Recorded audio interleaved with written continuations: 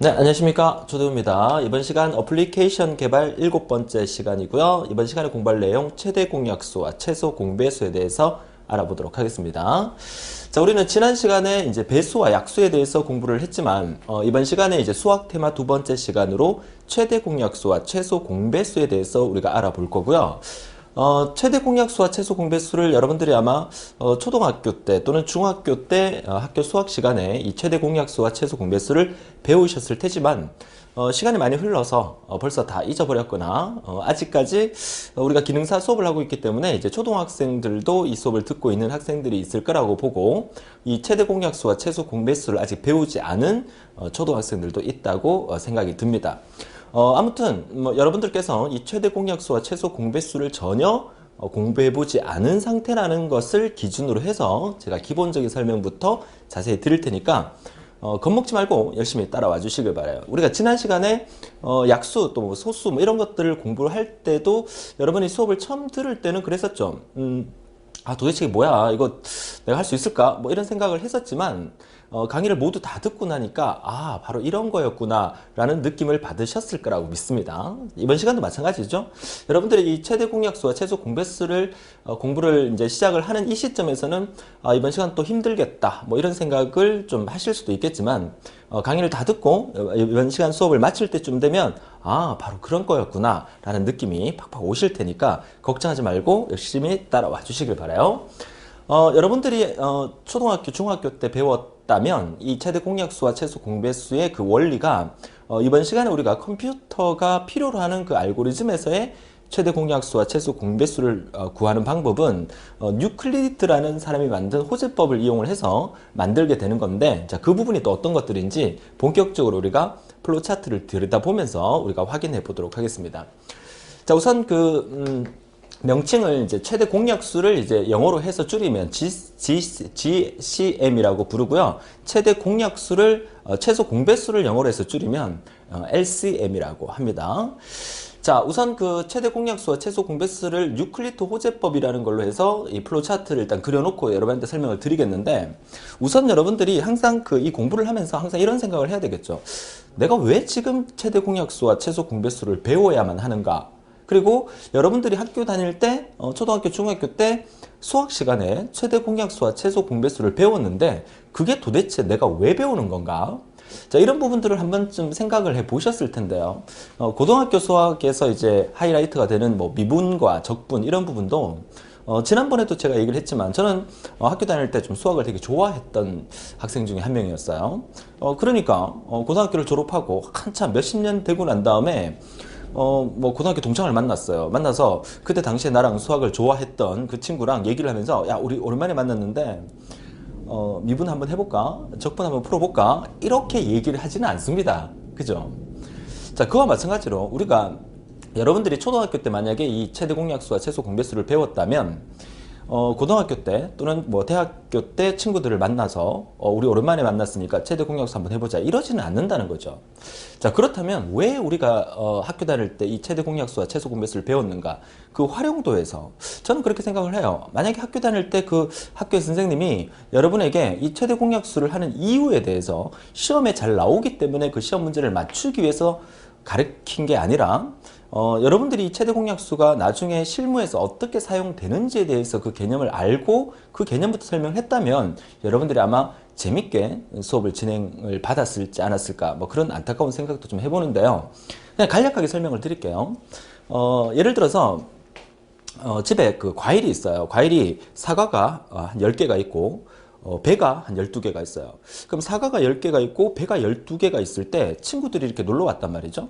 친구들이 놀러 왔는데 그 친구들한테 사과와 배를 똑같은 방식으로 나누어 줄 수 있는 방법이 뭐가 있을까? 그거 생각할 때 최대 공약수 활용하는 거예요. 이따가 최대 공약수 배우면서 다시 한번 이해를 한번 해봅시다. 그리고 왜 그 어떤 건물 같은 거, 건물에 이제 새로 그 건물을 이렇게 지을 때 바닥에 그 타일 깔잖아요. 타일 뭔지 아시죠? 타일을 깔 때 만약에 정사각형이 될 수도 있고 직사각형이 될 수도 있어요. 그러면 그 정사각형 안에 전체의 길이가 만약에 한 10m 정도가 된다. 10m. 10m 정도가 될 때 타일의 그 크기가 뭐 예를 들어서 한 개의 타일의 크기가 가로 세로가 정사각형으로 한 8cm짜리다. 그러면 10m 되는 공간 안에 8cm짜리의 타일을 몇 개씩 깔으면 타일을 최대한 아껴서 그 타일을 깔 수 있는가. 이런 부분들도 최대 공약수를 활용하면 그 타일의 개수를 정확하게 우리가 구할 수 있는 그런 형태의 활용이 된다는 거죠. 그걸 모르고 최대 공약수를 배웠기 때문에 힘든 거지만 내가 만약에 그거를 그런 식으로 써먹게 되겠다는 생각을 하고 배웠다면 좀 더 재밌게 배우지 않았을까, 그런 생각을 조심스럽게 한번 해봅니다. 아무튼 뭐 여러 가지 얘기를 드렸는데 좋습니다. 우리가 우선 초등학교, 중학교 때 공부했던 최대 공약수 구하는 방법 원리대로 한번 구해보도록 하죠. 자, 예를 들어서 이제 펜이 지금 안 나와 있어서 자, 펜을 불러오도록 하겠습니다. 자, 예를 들어서 여러분들께서 만약에 10이라는 숫자가 있고 뭐 12라는 숫자가 있어요.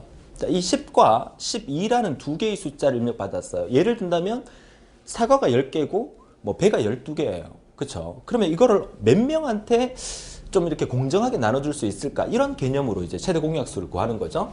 자, 초등학교 때 구했던 방식은 이렇게 구하죠. 먼저 2로 한번 나눠볼게요. 자, 2, 50. 그 다음에 2, 6, 12.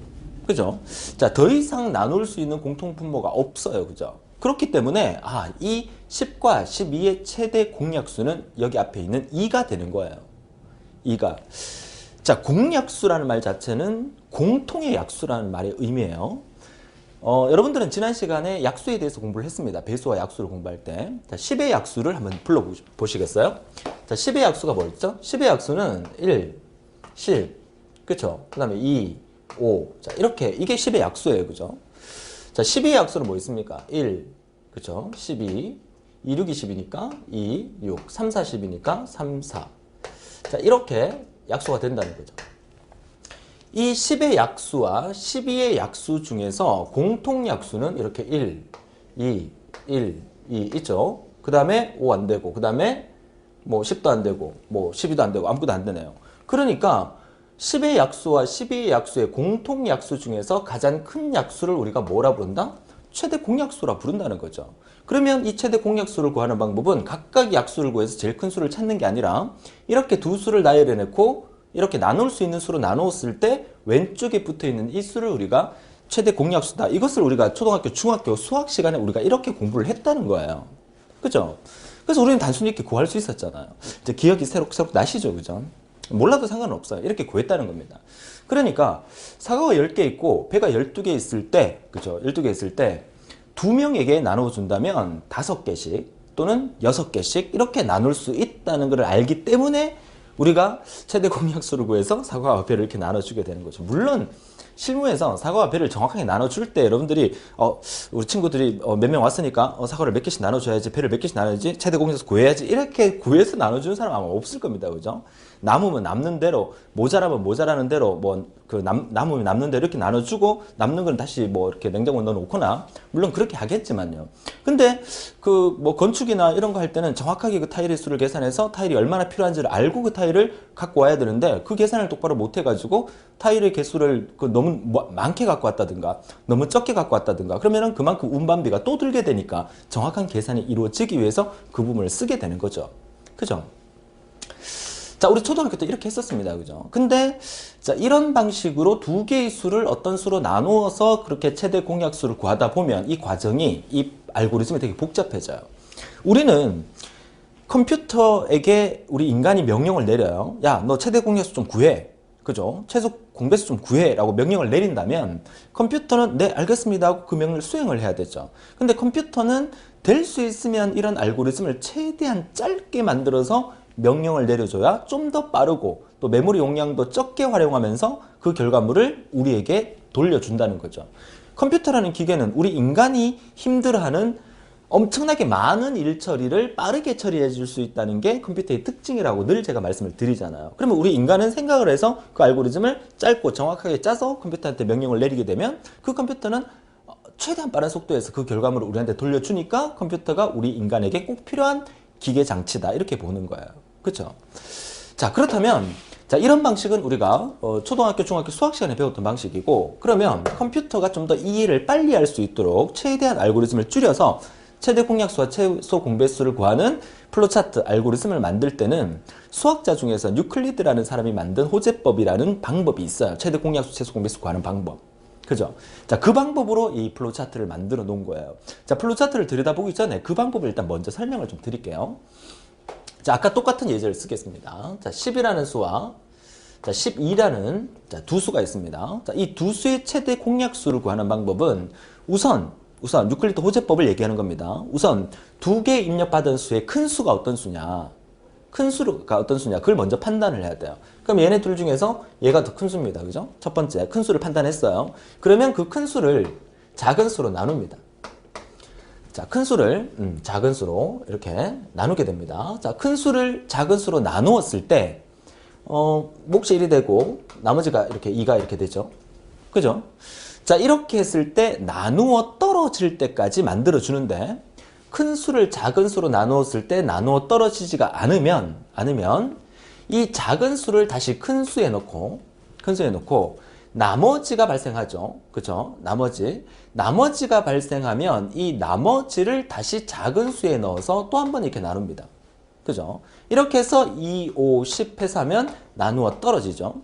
자, 여기서 우리는 어떤 일을 할 수 있냐면 첫 번째 입력받은 큰 수는 얘였고요. 작은 수는 얘였어요. 그리고 난 다음에 나누어 떨어지지가 않으니까 이 작은 수를 다시 큰 수 자리에 넣고 발생했던 이 나머지를 작은 수 자리에 넣고 또 다시 한번 나눠 보니까 몫이 발생하고 나머지가 발생을 해요.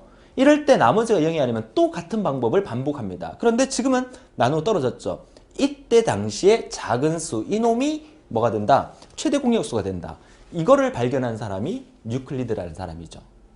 이해할 수 있겠습니까? 자, 그래서 컴퓨터는 우리 인간과 다르게 뭘 잘한다? 엄청나게 빠른 속도로 반복을 잘하기 때문에 이런 반복이라는 것은 한 번 반복하고 지금 두 번 반복했지만 우리가 구하려고 하는 최대 공약수를 구하기 위한 이 두 수가 엄청나게 큰 수라고 예를 든다 그러면 그 최대 공약수 구할 때 이 과정을 엄청나게 많이 반복을 해야 되겠죠. 하지만 컴퓨터가 처리하는 것은 엄청나게 빠른 속도로 처리하기 때문에 답을 금방 불러다 준다는 거죠. 그러니까 컴퓨터가 처리하기에 딱 좋은 방법인 거예요. 그러니까 이 컴퓨터에서 만약에 최대 공약수, 최소 공배수를 구할 경우에는 유클리드 호재법을 이용해서 구하게 되면 훨씬 더 간편하고 빠르게 구할 수 있다. 이 얘기를 하고 있는 겁니다. 자, 최대 공약수 어떻게 구하는지 아셨죠? 자, 개념 다시 한번. 혹시나 여러분들 개념이 좀 필요하시면 제가 말하는 걸 좀 받아 적을 수 있으면 좋겠습니다. 여러분, 요 그림 옆에다가. 자, 유클리드 호재법은 뭐다? 처음에 입력받은 두 수 중에서 첫 번째 뭐 한다? 큰 수를 먼저 판별한다. 적으세요. 1번. 큰 수를 먼저 판별한다. 큰 수를 판별이 됐으면 큰 수에서 작은 수로 나누어 준다. 그죠? 자, 그렇게 했을 때, 나누었을 때, 나누어 떨어지면, 다시 말해서 나머지가 0이면, 그때 당시에 작은 수가 최대 공약수다. 끝. 그죠? 만약에 나누어 떨어지지 않으면, 그죠? 나누어 떨어지지 않으면, 그 나머지를 작은 수에 넣고, 그 작은 수였던 것을 큰 수에 넣고 한 번 더 나눠준다. 언제까지? 나누어 떨어질 때까지 나누어졌을 때, 나누어 떨어지게 되는 순간에, 그때 큰 수와 작은 수가 있을 때 작은 수가 최대 공약수가 된다. 이거를 기억하면 된다는 거죠. 됩니까? 그럼 선생님, 최대 공약수는 그렇다 치면 최소 공배수는 어떻게 됩니까? 최소 공배수는요. 맨 처음에 입력받은 두 수 있죠. 맨 처음에 입력받은 두 수입니다. 맨 처음에 입력받은 두 수를 곱합니다. 10과 11을 곱하면 얼마가 됩니까? 120이 되겠죠. 맨 처음에 두 수를 곱합니다. 곱하고 난 다음에 이 두 수를 어떻게 최대 공약수로 나누어 주면 이게 뭐가 된다? 이게 최소 공배수인 LCM이 된다. 최소 공배수다. 무슨 말인지 이해되시죠? 그러면 최대 공약수만 구하게 되면 최소 공배수는 따라 나오는 거죠. 맨 처음에 입력받은 두 수입니다. 두 수를 곱하고 난 다음에 걔를 우리가 구했던 최대 공약수로 나눠주면 그게 최소 공배수가 된다. 최소 공배수 우리 초등학교 때 구했던 방식 다시 한번 볼까요? 자, 10과 12였죠. 자, 10과 12를 2로 나눴을 때 2, 5, 10, 2, 6, 2, 12. 더 이상 같은 수로 나눌 수가 없습니다. 그죠? 이때 당시에 2가 뭐다? 최대 공약수 GCM이 되겠고요. 그죠? 최소 공배수 우리 초등학교 때 배울 때 어떻게 배웠습니까? 이렇게 니은자로 다 곱하는 거죠. 2, 5, 10, 그죠? 10 곱하기 6 해서 얼마? 60. 얘가 최소 공배수가 되는 거죠. 최소 공배수 영어로 쓸게요. 영어로 쓰면 LCM입니다. 그죠? 맞죠? 근데 아까 유클리드 호재법은 어떻게 됐어요? 입력받은 두 수를 곱해서 120을 만들었죠. 그때 최대 공약수 얼마였어요? 2로 나눠주면 얘가 얼마가 된다? 60이 된다. 이렇게 되는 거죠. 편하게 생각합시다. 편하게. 자, 다시 한번 정리합니다. 자, 여러분들이 여러분 정보처리 기능사 실기시험에서 최대 공약수와 최소 공배수를 구하라는 알고리즘 문제가 시험에 나올 수가 있습니다. 만약에 나왔다. 그러면 유클리드 호재법을 딱 생각합니다. 자, 유클리드 호재법의 그 첫 번째는 뭐다? 입력받은 두 수를 일단 확인을 한다. 입력받은 두 수가 어느 게 더 큰지를 확인을 합니다. 그쵸? 확인을 하고 난 다음에 큰 수에서 작은 수로 나눕니다. 큰 수에서 작은 수로 나누었을 때 나누어 떨어지느냐를 확인합니다. 나누어 떨어진다는 게 나머지가 0이라는 얘기죠. 나누어 떨어졌을 때 그 작은 수가 최대 공약수입니다. 이해하셨죠? 근데 만약에 나누어 떨어지지 않았어요. 떨어지지 않으면 그때 당시에 작은 수를 큰 수로 만들고 나머지가 생기죠. 그 나머지를 작은 수로 만들어서 또다시 큰 수의 작은 수로 나누게 됩니다. 이 과정을 언제까지? 나누어 떨어질 때까지 반복을 해서 나누어 떨어졌을 그 당시에 나눈 수, 작은 수가 최대 공약수가 되고 최소 공배수는 처음에 입력받은 두 수를 곱한 다음에 우리가 구한 최대 공약수로 나누어주면 그 수가 최소 공배수가 된다. 이해하셨죠? 메모 잘 하셨죠? 물론 제가 요점 정리해서 딱 적어 드리는 것도 좋지만 여러분의 이해를 더 확실하게 시켜드리기 위해서 제가 천천히 설명드렸어요. 그 부분을 여러분들이 받아 적으면서 정리를 한다면 여러분 머릿속에 더 쏙쏙 들어가기 때문에 제가 이렇게 설명을 드린 겁니다. 이해하셨죠? 이제 그럼 알고리즘 모든 게 다 끝났어요. 우리가 지난 시간까지 배웠던 내용을 그대로 갖고 보시면 충분히 쉽게 해결이 됩니다. 보세요. 처음에 A, B라는 두 수를 입력받았어요. 그죠? 10과 12를 입력받았다고 가정을 한 거죠. 두 수를 입력받았어요. 그 다음 어떻게 합니까? 얘네 둘 중에 어느 게 더 크냐를 판단을 하라 그랬죠. 그쵸? 이쪽으로 오는 것은 A가 크다는 얘기고 이렇게 되는 이쪽으로 간다는 것은 B가 크다는 얘기예요. 물론 A와 B가 같을 경우도 있겠죠. 같을 경우에는 이쪽으로나 이쪽으로나 큰 의미는 없습니다. 그쵸? 똑같이 하면 돼요. 근데 그래서 이 부등호가 사실 요거는 여기 이렇게 붙어도 되고 여기 붙어도 상관없어요. 등호가. 그쵸? 아무튼 같을 경우에는 이쪽으로 가도 되고 이쪽으로 가도 상관이 없고요. 클 경우에는 이쪽으로 가고 B가 클 경우는 이쪽으로 오래 이 말이죠. 그러면 만약에 A가 크다. A가 크면 그 A를 큰 수, big이라는 변수에다가 일단 넣어두고 B라는 값은 입력받은 B라는 값은 small이라는 변수에다가 넣어두란 얘기예요. 만약에 B가 더 크다면 어떻게 해? B가 큰 수니까 B를 big이라는 변수에 넣어두고 A를 small이라는 변수에 넣어두게 되는 거죠. 자, 처음에 입력받은 두 수는 A, B입니다. 그쵸? 근데 나중에 우리가 반복을 해야 되기 때문에 big에다가 AB 중에서 큰 수를 넣어두고 small에다가 AB 중에서 작은 수를 넣어두는 과정을 여기서 정리를 하게 됩니다. 자, 여기까지 끝내고 내려오게 되면 이 부분에서 뭡니까? big이 큰 수고 small은 작은 수입니다. 그래서 큰 수를 작은 수로 MOD 나누게 되죠. MOD 함수가 하는 일이 뭐다? 나머지를 구하는 함수다. 그 나머지가 MOD를 이용해서 나머지를 구했어요. 그 나머지가 0이냐라고 물어주는 거죠. 근데 우리가 앞에서 배수, 약수 배울 때 이 부분을 이렇게 길게 늘어뜨릴 수도 있습니다. 이 부분 뭡니까? big을 small로 나눠서 int를 취하면 몫을 구할 수가 있죠. 이 부분에 대해서 선생님 big을 small로 나눠서 int는 또 뭡니까? 이렇게 묻는 사람들은 앞에 강의를 제대로 안 들었다는 얘기니까 다시 앞으로 지금 강의 끄시고요. 앞으로 돌아가셔야 됩니다. 아시겠죠? 자, big을 small로 나누어서 int를 취하면 몫을 구할 수가 있습니다. 그리고 big에서 몫을 구한 이 몫 곱하기 작은 수를 나눌 수를 곱한 값을 빼주면 나머지를 구할 수 있습니다. 이 두 개의 과정을 줄여서 MOD 함수를 쓰게 되면 바로 이렇게 쓸 수 있다고 앞서 강의에서 누누이 강조를 했었죠. 아무튼 big 나누기 small로 해서 나머지를 구해서 그 나머지 값을 NMG에다가 저장을 해두고요. 넣어두고 그 나머지가 0이냐? 나머지가 0이면 어떻게 그랬어요? 나머지가 0이면 끝났어요. 그죠? 그때 당시에 뭐가? 작은 수가 최대 공약수라고 그랬어요. 그러니까 나머지가 0이면 이쪽으로 오죠. 그때 당시에 작은 수, 스몰을 GCM이라는 변수에 넣어두라는 얘기죠. GCM이 뭡니까? 최대 공약수. 그리고 최소 공배수는 어떤다 그랬어요? 최소 공배수는 입력받은 두 수를 곱합니다. 반드시 입력받은 두 수를 곱하는 거예요. 중간에 big과 small을 곱하는 게 아니야. 입력받은 두 수를 곱한 다음에 방금 구했던 최대 공약수로 나눠주면 걔가 뭐다? 최소 공배수가 된다는 얘기죠. LCM이 만들어졌어요. 그러고 난 다음에 GCM과 LCM을 프린트하면 우리가 원하는 결과를 프린트할 수 있는 거야. 그쵸? 근데 만약에 나머지가 0이 아니면 어떻게 해요? 그때 당시에 작은 수를 큰 수에 넣어두고 나누었던 그 나머지, 그죠? 나머지를 작은 수에 넣어두고 그리고 난 다음에 이 과정을 한 번 더 반복하게 되는 거죠. 언제까지? 나누어 떨어질 때까지. 그죠? 너무 쉽지 않습니까? 자, 보세요. 최대 공약수와 최소 공배수를 구하는 방법의 원리를 제가 아까 여기서 막 설명을 드렸어요. 그죠? 뭐 초등학교 얘기도 하고, 뭐 사과 얘기도 하고, 또 여러 가지 방법을 설명을 드렸어요. 여러분들이 이 강의를 처음 듣기 바로 직전에 이 플로우 차트를 보는 순간 지금까지 봤던 플로우 차트에 비해서 상당히 내용이 많고 길어서 내가 저거 할 수 있을까라는 생각을 했는데 기본적인 개념 원리를 설명을 듣고 난 다음에 쭉 따라 나오니까 너무너무 쉬운 알고리즘이 돼버렸어요. 그렇죠. 항상 우리 수업은 이렇게 진행이 된다고 말씀을 드립니다. 그렇죠. 그래서 사실 그 최대 공약수와 최소 공배수를 구하는 이 부분이 우리 실생활에서 여러분들이 알고 쓰는 사람은 없겠지만 우리 그 검색창에 녹색창에 이런 뒤져보세요. 뒤져보시면 최대 공약수의 활용, 최대 공약수의 용도 이런 거 검색하게 되면 다양한 방법의 실무에서 사용하고 있다는 내용을 읽는 순간 여러분 아마 깜짝 놀라게 될 겁니다. 아, 내가 초등학교 때 배웠던 최대 공약수가 내가 중학교 때 배웠던 최대 공약수가 이렇게 활용이 되는 거구나 라고 했을 때 여러분들 중에서는 아마 수학이 이렇게 해서 재밌었구나 라는 생각을 하게 될 겁니다. 물론 수학을 싫어하는 분들이 더 많기 때문에 그거는 여러분들이 수학을 싫어하는 이유는요 여러분의 문제가 아닙니다. 그죠? 이런 얘기 해도 될지 모르겠지만 우리나라의 어떤 교육 방식이나 이런 부분들이 조금 잘못됐기 때문에 그런 건 아닌가, 너무 입시 위주나 이런 것들 때문에 그런 건 아닌가라는 생각이 듭니다. 재미있게 내가 지금 배우고 있는 게 어디에 활용되고 있다라는 개념을 알고 공부를 하시게 되면 좀 더 재밌고 쉽게 우리가 접할 수 있지 않을까라고 생각을 합니다. 좋습니다.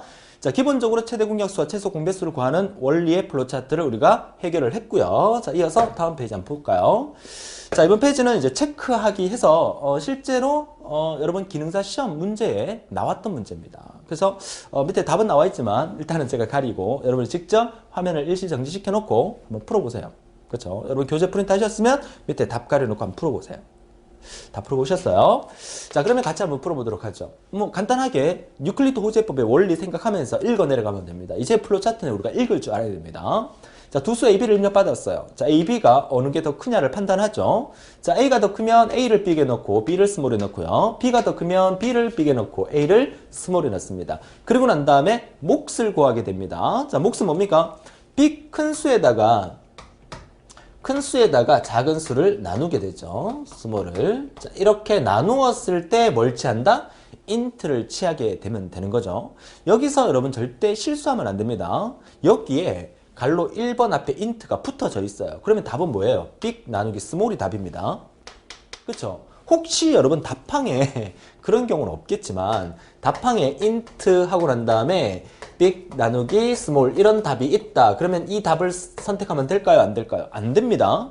여기에 갈로 앞에 인트가 붙어 있기 때문에 그러면 MOK 구할 때 인트 2번 쓴다는 얘기잖아요. 물론 답항에 이런 게 존재할 수는 없겠지만 그죠? 그러니까 꼼꼼하게 이런 걸 잘 보셔야 된다는 거죠. 그래서 1번 답은 빅 나누기 스몰이 되겠고요. 그 다음에 2번에 나머지는 어떻게 구한다 그랬죠? 나머지는 나눌 수 빅에다가 빅 여기 적혀 있습니다. 그죠? 뺍니다. 뭐 방금 구한 몫에다가 그죠? 몫에다가 뭘 곱하죠? 나누는 수 스몰을 곱하는 거. 이거는 몫과 나머지를 구하는 공식이라고도 제가 말씀드렸었죠. 그죠? 반드시 우리가 기억을 해야 됩니다. 정답은 몫 곱하기 스몰이 된다는 거. 그쵸? 확인하시고요.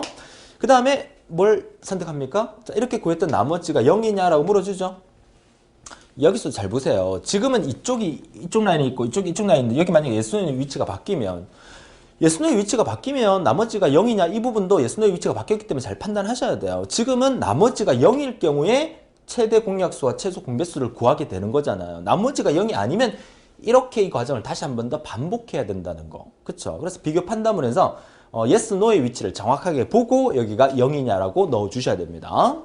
자, 나머지가 0이면 이때 당시에 뭐 작은 수, 그쵸? 이때 당시에 작은 수, 스몰에 있는 값이 최대 공약수가 되는 거고 최소 공배수를 구할 때는 입력받은 두 수의 곱에다가 방금 구했던 최대 공약수로 나눠주면 되는 거고 그러면 GCM과 LCM을 구해서 출력하고 끝내주면 되죠.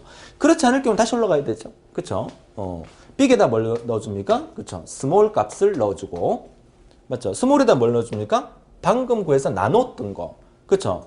우리가 방금 구해서 뭘 나눴습니까? 빅 나누기 스몰 했을 때 나타나는 나머지를 구하는 거죠? 그 나머지가 나머지 nmg 안에 들어있는 값을 스몰에 넣어주면 되는 거죠. 그래서 이 과정을 반복해주면 된다.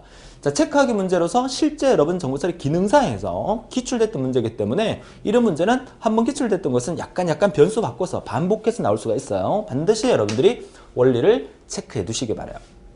그쵸? 자, 최대 공약수 얘기했습니다. 자, 최대 공약수와 최소 공배수 여기까지 정리하도록 하고요. 이제 최대값 얘기를 좀 해볼 텐데요. 그러니까 최대 공약수, 최소 공배수하고 이번 시간에 또 이어서 공부할 최대값하고 최소값은 전혀 관계가 없는 내용이지만 우리말로 그냥 최대라는 말이 들어갔다고 해서 제가 같은 강의 속에 묶어놨어요. 최대 공약수, 최소 공배수 구하기만 강의하면 강의 시간이 너무 짧아지니까 강의 전체를 이제 수학 테마로 해서 이번 시간에 공부할 내용은 뭐다? 최대 공약수, 최소 공배수의 원리와 플로 차트 그리고 최대값, 최소값 구하는 원리와 플로 차트에 대해서까지 보도록 합니다. 자, 지금 이어서 공부하게 될 이 최대값 구하기와 최소값 구하기는 여러분 시험에 단독으로는 출제가 안 될 수 있겠지만 다른 거랑 혼합해서 충분히 나올 수 있는 부분이고요. 그러니까 최대값을 구해서 그 최대값을 이용해서 뭘 어떻게 하라 이런 형태의 문제가 나올 수 있는 거예요. 근데 이 최대값과 최소값 구하는 문제는 실제로 외우셔도 됩니다. 항상 그 원리를 알면은 그 최대값, 최소값 구하는 거는 무조건 똑같이 시험에 나오기 때문에 외우라면 외우셔도 됩니다. 제가 외우라는 거 몇 개 없다 그랬습니다. 초반에 한 10강 내에서는 제가 외우라는 얘기 많이 하게 될 거니까 제가 외우라고 말씀드린 것은 무조건 외워줍니다. 자, 그러면 최대값 구하기에서 자, 스타트 들어갑니다. 자, 최대값을 어떻게 구하느냐? 플로 차트가 이렇게 진행되는데 또 짧은 플로 차트이긴 하지만 플로 차트 먼저 들여다보면 이거 도대체 어떻게 해야 돼? 이게 무슨 말이야? 이런 생각 하게 될 거예요. 자, 기본 개념을 제가 한번 설명을 좀 드려볼게요. 자, 여기 적혀 있는 숫자가 70, 60, 80, 90, 40이라는 숫자가 5개의 점수가 들어있어요. 점수. 여러분 학교 다닐 때 성적표라고 칠게요. 성적표. 죄송합니다. 성적이 별로 좋지는 않네요. 그죠? 좋았다고요? 자, 첫 번째 과목은 70이고요. 두 번째 과목은 60점, 80점, 90점, 40점인데요. 여러분들이 이 점수 중에서 가장 높은 점수가 뭡니까? 그걸 우리가 최대값이라고 부르죠? 가장 높은 점수의 90을 찾는 방법이에요. 그죠?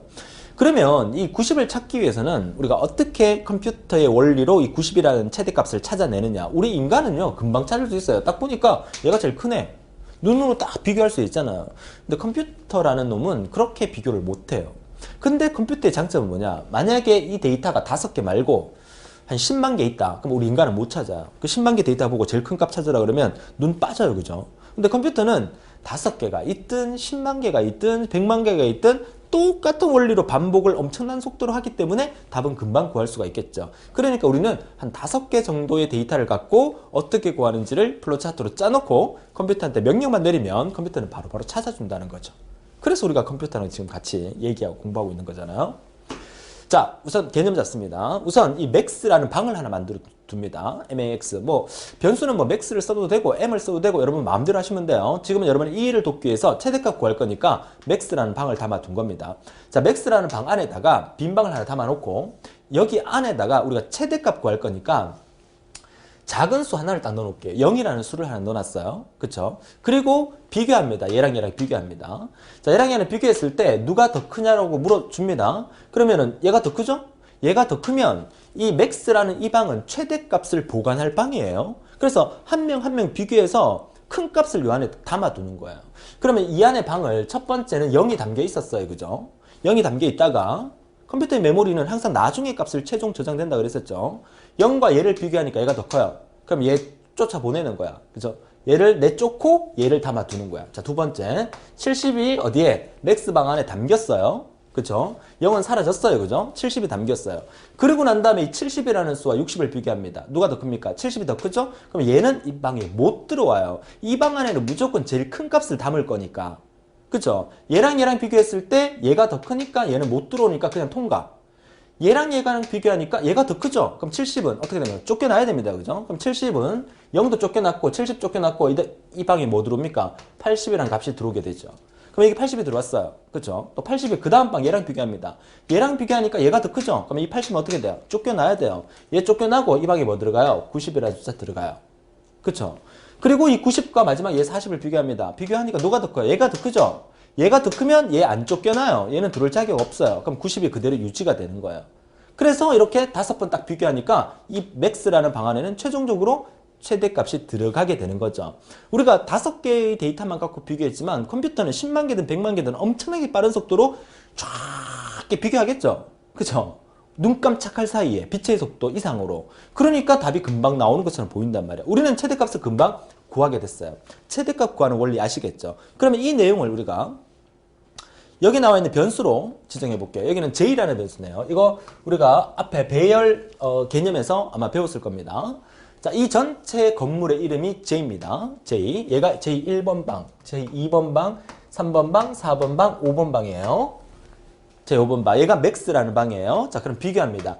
자, 맥스 방 안에 있는 거와 J 갈로 안에 있는 거와 이 J라는 방 이름을 1, 2, 3, 4, 5로 방 이름을 하나, 둘, 셋, 넷 증가시켜 줍니다. 증가시켜주는 변수를 우리가 i라는 변수를 썼다고 예를 들게요.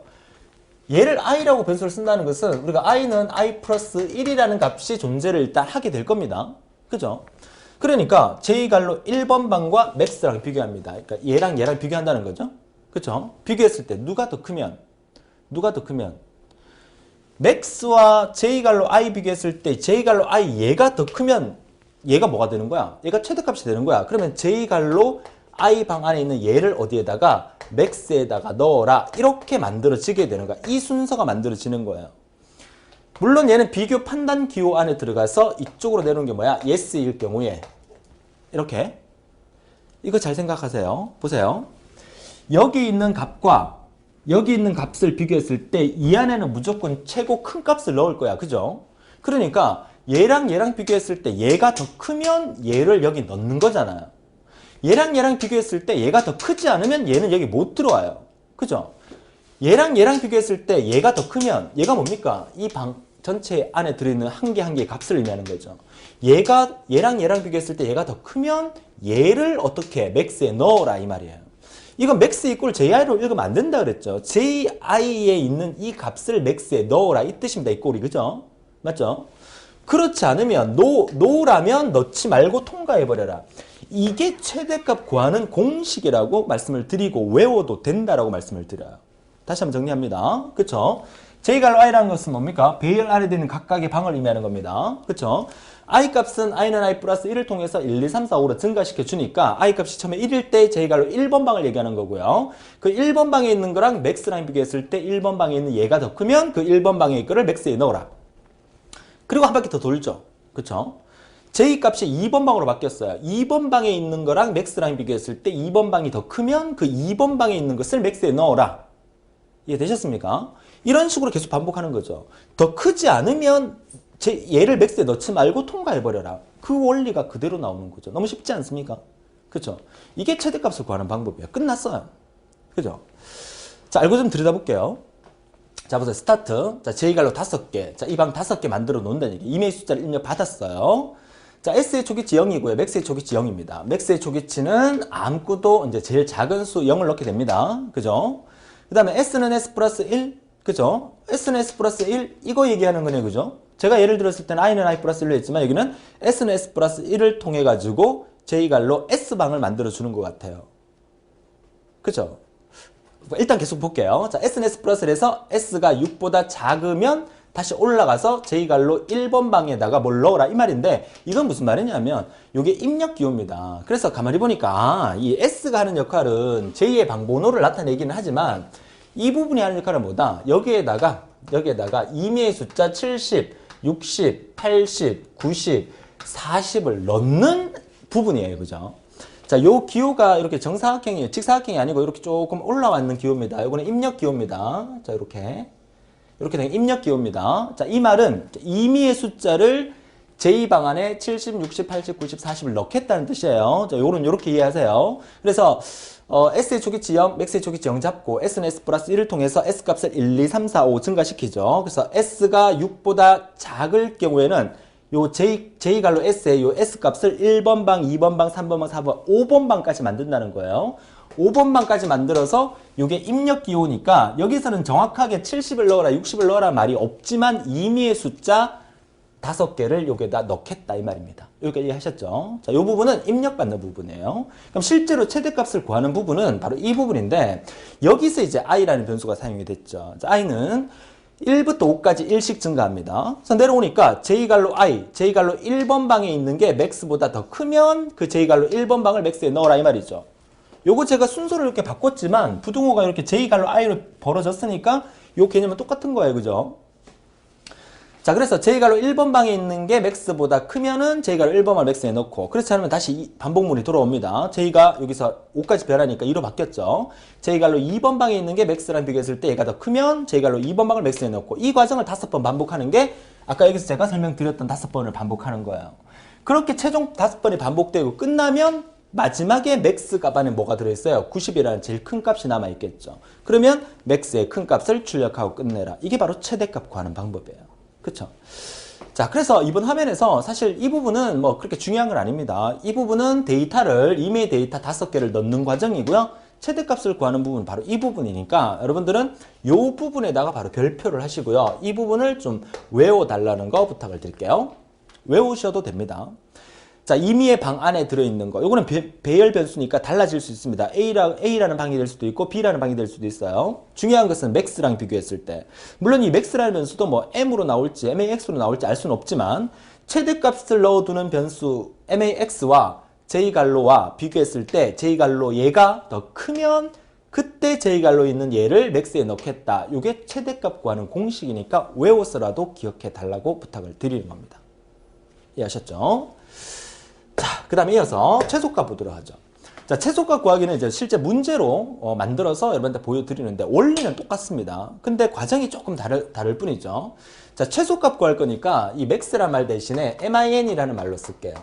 최소값을 영어로 minimum이라고 하죠. 그쵸? 자, 그러면 자, 여기서 방번호가 역시 J네요. 그죠? 얘를 J라고 한다면 얘를 J갈로 1번 방, 2번 방, 3번 방, 4번 방, 5번 방이 되는 거예요.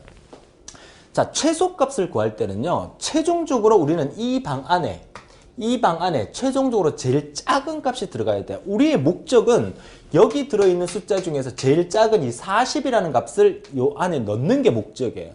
그쵸? 그러면 우리가 먼저 비교를 하죠. 얘랑 J갈로 1번 방에 있는 거랑 비교했을 때 누가 더 크면? 우리는 여기 최소값을 넣어야 돼. 그러면 여기에 원래 초기 값으로는 좀 큰 값을 넣어놔야 돼요. 좀 제일 큰 값. 그쵸? 그래야 얘가 사라지는 거니까. 처음에 이게 100을 넣어놨다고 칠게요. 처음에 100을 넣어놨습니다. 100을. 점수 중에서 제일 높은 점수는 100이니까. 자, 100을 넣어놓고 J갈로 1번 방 비교합니다. 비교했을 때 누가 더 작으면, 최소값이니까 작으면이라고 물을게요. 누가 더 작으면? 얘가 더 작으면. 얘가 더 작으면. 그러면 얘 어떻게 해라? 100 얘 없애라. 없애고 얘를 여기다 넣어라. 70. 이렇게 들어가는 거죠. 이해하셨습니까? 결국 J갈로 1번 방과 min이라는 방을 비교했을 때 min 방 안에 있는 얘가 더 크면 J갈로 1번 방에 있는 것을 여기 넣어버려라. 왜? 우리는 여기에 제일 작은 값을 넣는 게 목적이기 때문에 여기 들어있는 값과 여기 들어있는 값 비교했을 때 얘가 더 크면 얘는 나가야 돼요. 작은 값을 넣을 수 있어야 되니까. 그쵸? 그러면 이제 현재 이 방 안에 뭐 들어가 있어? 70 들어가 있죠. 그럼 70과 60을 비교합니다. 비교하니까 누가 더 커요? 얘가 더 크죠? 얘가 더 크면 여기 있으면 안 되죠. 얘 빼버리고 60을 넣게 되죠. 여기 60 들어갔어요. 그러면 60과 80을 비교합니다. 그쵸? 누가 더 커요? 얘가 더 크죠? 그럼 얘는 여기 들어올 자격 없죠. 60 그대로 유지하고요. 그 다음에 60과 90 비교하니까 얘가 더 크죠? 얘는 여기 들어올 자격 없어. 우리는 지금 최소값 구할 거니까. 그럼 얘 그대로 60 유지됩니다. 그 다음에 60과 40 비교하니까 얘가 더 작죠? 작으니까 어떻게 해요? 60은 나가야 돼요. 얘 나가고 최종 40이 이쪽에 들어오게 되는 거죠. 됩니까? 자, 결론은 자, 아까 과정은 똑같이 그릴게요.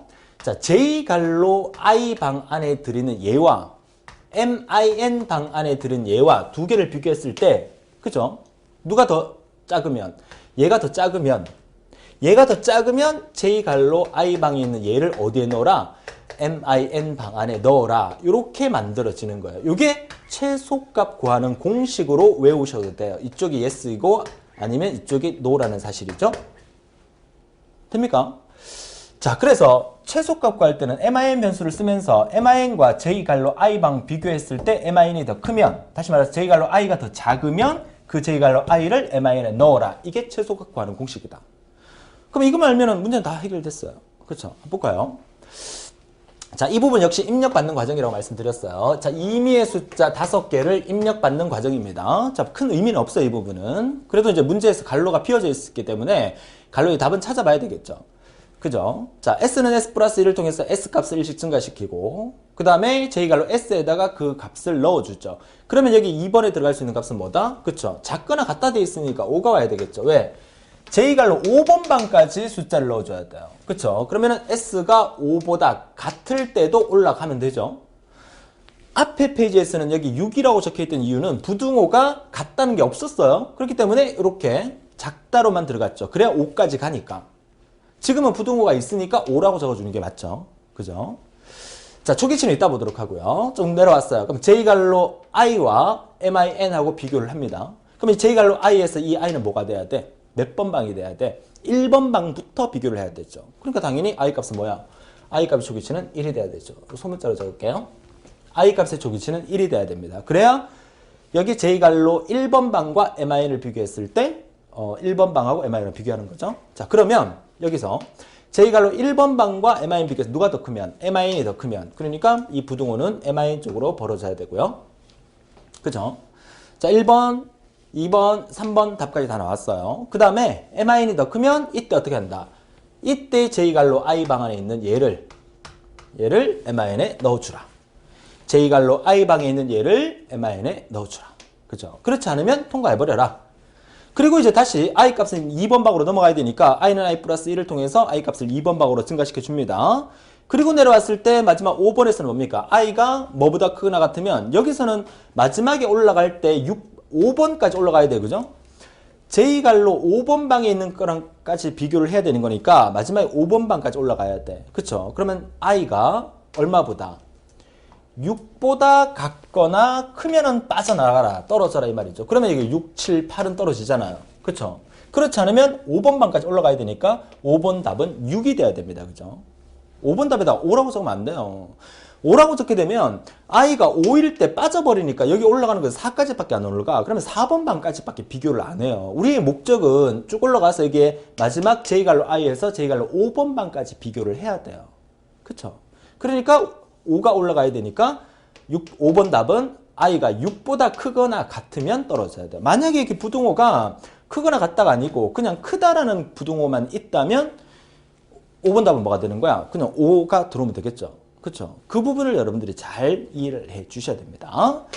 자, 어떻습니까? 이렇게 해서 우리가 최소값을 구하게 됐는데 결론은 최대값 구하는 공식 마름모 하나, 직사각형 하나 앞에 이제 했던 거 그 다음에 최소값 구하는 공식 마름모 하나, 직사각형 하나 요것만 여러분들이 기억하고 계신다면 최대값, 최소값 구하는 거는 크게 어려움 없이 여러분이 구할 수가 있게 될 겁니다. 자, 이렇게 해서 우리가 마무리로 이제 최대값과 최소값의 합을 구하는 알고리즘을 잠시 한번 보고 이번 시간 마무리하도록 하죠. 자, 최대값, 최소값 구하는 거 초기치는 이거 좀 기억을 해 주셔야 되는데 일단 이거 별표 하나 해놓고요.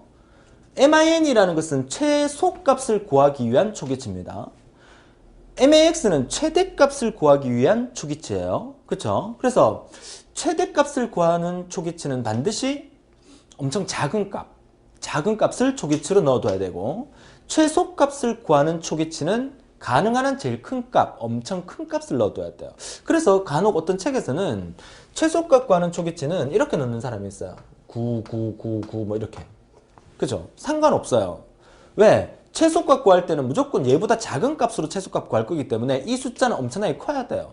만약에 들어있는 데이터가 예를 들어서 뭐 10이 있고 20이 있고 뭐 80이 있다. 그러면 여기 초기치를 갖다가 만약에 30으로 줬다. 그러면 안 돼요. 그럼 90이라는 값, 뭐 10이라는 값 이것 때문에 계산을 못 해요. 그죠? 그러니까 현재 들어있는 데이터보다 훨씬 더 큰 값으로 초기치를 줘야만 최소값을 구할 수 있다. 이거 기억하시고요. 최대값을 구할 때는 엄청 작은 값, 다시 말해서 현재 들어있는 값보다 엄청 작은 값을 초기치를 주기 때문에 어떤 책에서는 이 초기치를 마이너스 999 뭐 이런 식으로 주는 경우도 있어요. 그죠? 결국 최소값 구할 때의 초기치는 엄청 큰 값, 최대값 구할 때의 초기치는 엄청 작은 값 이렇게 외워두시면 돼요. 자, 또한 첫 번째 이런 경우도 있습니다. 자, 최대값 구할 때 맥스의 초기치라든지 최소값 구할 때 min의 초기치를 주어진 J라는 배열 안에 들어있는 배열 안에 이렇게 들어있어요. 얘가 1번 방, 2번 방, 3번 방, 4번 방. 이 안에 숫자가 뭐 들어있는지 모르겠지만 이 안에 들어있는 거에 첫 번째 방을 초기치로 주는 경우도 있습니다. 그래도 됩니다. 왜냐하면 첫 번째 방하고 비교했을 때 그 첫 번째 방이 나가 떨어지게 되면 나가 떨어지게 되면 그 원리는 똑같기 때문에. 그래서 맥스와 MIN의 초기치 중에서 J갈로 I 해갖고 첫 번째 방, 이 I 대신에 1을 적어주는 거예요. 1.